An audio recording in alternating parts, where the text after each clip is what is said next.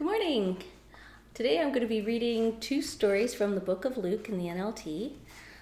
Luke 19:28-40 and Luke 19:45-20 verse 2.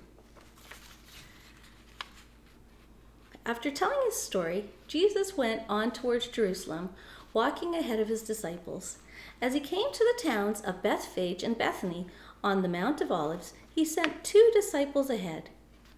"Go into that village over there," he told them.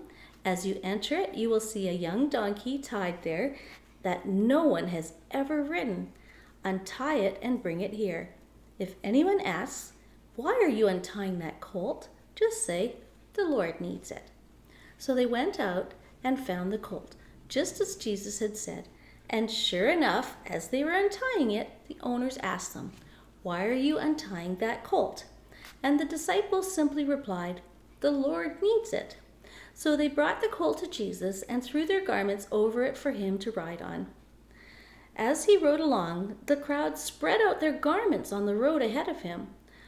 When he reached the place where the road started down the Mount of Olives, all of his followers began to shout and sing as they walked along, praising God for his wonderful miracles they had seen.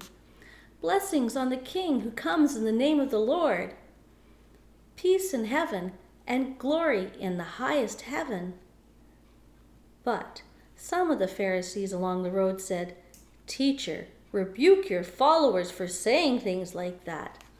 He replied, "If they kept quiet, the stones along the road would burst into cheers." Jesus clears the temple. Then Jesus entered the temple and began to drive out the people selling animals for sacrifices. He said to them, "The scriptures declare, 'My temple will be a house of prayer,' but you have turned it into a den of thieves."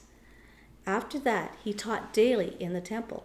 But the leading priests, the teachers of religious law, and other leaders of the people began planning how to kill him.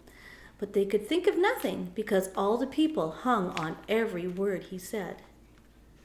One day, as Jesus was teaching the people and preaching the good news in the temple, the leading priests, the teachers of religious law, and the elders came up to him.